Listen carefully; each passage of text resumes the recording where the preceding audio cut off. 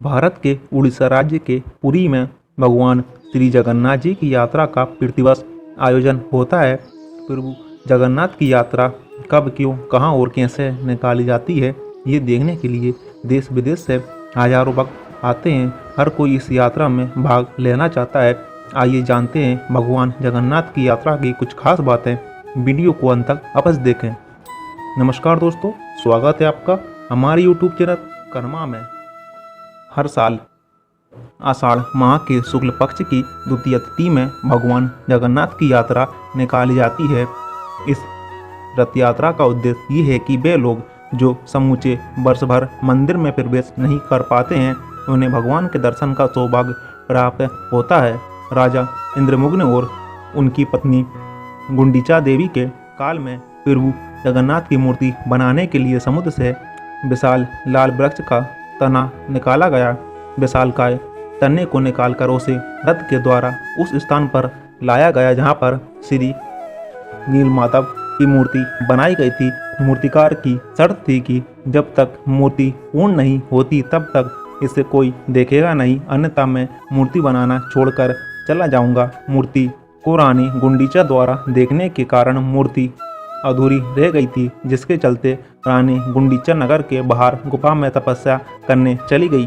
तब से प्रभावित होकर प्रतिवर्ष भगवान जगन्नाथ रानी गुंडीचा के मंदिर में रथ पर सवार होकर जाते हैं और वहां पर 10 दिनों तक विश्राम करके लौट आते हैं। यात्रा के लिए 3 रथों के निर्माण के लिए काष्ठ का चयन बसंत पंचमी पर होता है और निर्माण का कार्य बैसाख माह में अक्षय तृतीया पर प्रारंभ होता है। रथों का निर्माण नीम की पवित्र अखंडित लकड़ी से होता है, जिसे दारू कहते हैं। रथों के निर्माण में किसी भी प्रकार के कील कांटों और धातु का उपयोग नहीं करते हैं। रथ यात्रा में 3 रथ होते हैं। बलराम जी के रथ को लाल ध्वज कहते हैं, जिसका रंग लाल और हरा होता है। देवी सुभद्रा के रथ को दर्पण दल या पद्म रथ कहा जाता है, जो काले या नीले और लाल रंग का होता है। जबकि भगवान जगन्नाथ के रथ को नंदी घोष या गरुण ध्वज कहते हैं। इसका रंग लाल और पीला होता है।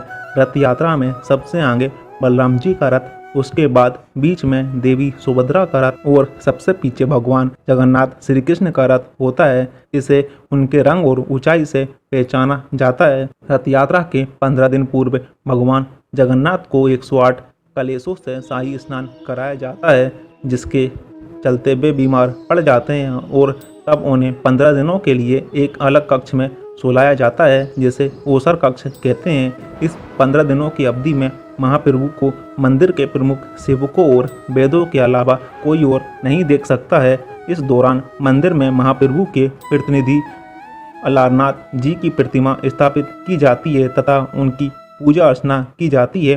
प्रभु के बीमार पड़ने के पीछे ही अलग कहानी है, जो भक्त माधवराज से जुड़ी हुई है। 15 दिन बाद भगवान स्वस्थ होकर कक्ष से बाहर निकलते हैं और भक्तों को दर्शन देते हैं, जिसे नवयौवन नेत्र उत्सव भी कहते हैं। इसके बाद द्वितीया के दिन महाप्रभु श्री कृष्ण और अपने बड़े भाई बलराम जी तथा बहन सुभद्रा जी के साथ बाहर राजमार्ग पर आते हैं और रथ पर विराजमान होकर नगर भ्रमण पर निकलते हैं। जब तीनों रथ तैयार हो जाते हैं तब छर पहनारा नामक अनुष्ठान संपन्न किया जाता है। इसके तहत पुरी के गजपति राजा पालकी में यहाँ आते हैं और इन तीनों रथों की विविध पूजा करते हैं और सोने की झाड़ू से रथ मंडप और रास्ते को साफ करते हैं। आषाढ़ माह की शुक्ल पक्ष की द्वितीय तिथि को रथ यात्रा आरंभ होती है। ढोल, नगाड़ों, तुरही और शंख ध्वनि के बीच भक्तगण इन रथों को खींचते हैं। कहते हैं जिन्हें रथ को खींचने का अवसर प्राप्त होता है, वे महाभाग्यवान माना जाता है। तीनों रथों को मोटी रस्सियों से खींचकर 4 किलोमीटर दूर गुंडीचा मंदिर तक ले जाया जाता है। रथ यात्रा जगन्नाथ मंदिर से निकलकर गुंडीचा मंदिर पहुंचती है।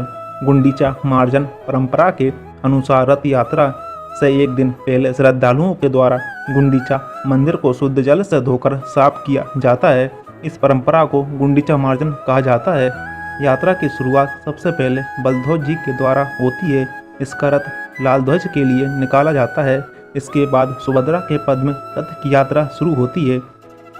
सबसे अंत में भगवान जगन्नाथ जी के रथ नंदी घोष को बड़े बड़े रसों की सहायता से खींचना शुरू करते हैं। रथ यात्रा जगन्नाथ मंदिर से शुरू होकर गुंडीचा मंदिर तक पहुंचती है। जब जगन्नाथ यात्रा गुंडीचा मंदिर में पहुंचती है तब भगवान जगन्नाथ, सुभद्रा एवं बलदेव जी को विधिपूर्वक स्नान कराया जाता है और उन्हें पवित्र वस्त्र पहनाए जाते हैं। यात्रा के 5वें दिन हेरा पंचमी का महोत्सव होता है। इस दिन माँ लक्ष्मी भगवान जगन्नाथ को खोजने आती हैं, जो अपना मंदिर छोड़कर यात्रा में निकल गई हैं। गुंडीचा मंदिर में भगवान जगन्नाथ, बलभद्र और देवी सुभद्रा 7 दिनों के लिए विश्राम करते हैं। गुंडीचा मंदिर में भगवान जगन्नाथ के दर्शन को आपण दर्शन कहा जाता है। गुंडीचा मंदिर को गुंडीचा बाड़ी भी कहते हैं। माना जाता है कि माँ गुंडीचा भगवान जगन्नाथ की मासी हैं। यहीं पर देवताओं के इंजीनियर माने जाने वाले विश्वकर्मा जी ने भगवान जगन्नाथ, उनके भाई बलदेव और बहन सुभद्रा की प्रतिमा का निर्माण किया था। गुंडीचा भगवान की भक्त थी। मान्यता है कि भक्ति का सम्मान करते हुए भगवान हर साल उससे मिलने जाते हैं। आषाढ़ माह की 10वीं को सभी रथ पुनः मुख्य मंदिर की ओर प्रस्थान करते हैं। रथों की इस यात्रा को बहुड़ा यात्रा कहते हैं। जगन्नाथपुरी में भक्त भगवान के रथ को खींचते हुए 2 किलोमीटर की दूरी पर स्थित गुंडीचा मंदिर तक ले जाते हैं और 90 दिन वापस लाया जाता है। 9वें दिन रथ यात्रा पुनः भगवान के धाम आ जाती है। जगन्नाथ मंदिर वापस पहुंचने के बाद भी सभी प्रतिमाएं रथ में ही रहती हैं। देवी देवताओं के लिए मंदिर के द्वार अगले दिन एकादशी को खोले जाते हैं। तब विधि पूर्वक स्नान करवाकर वैदिक मंत्रोच्चार के बीच देव विग्रहों को पुनः प्रतिष्ठान किया जाता है। तो दोस्तों, इस वीडियो के माध्यम से हमने जाना कि भगवान जगन्नाथ की कुछ खास बातें। वीडियो पसंद आई हो तो वीडियो को लाइक करें। ऐसी वीडियो देखने के लिए हमारे चैनल को सब्सक्राइब करें, साथ ही साथ बेल आइकन को भी क्लिक करें। धन्यवाद।